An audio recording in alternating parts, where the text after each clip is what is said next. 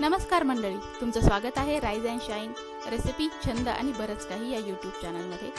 आज पाहूयात नागपंचमीसाठी काढण्यात येणारी रांगोळी, नागकुळाची रांगोळी।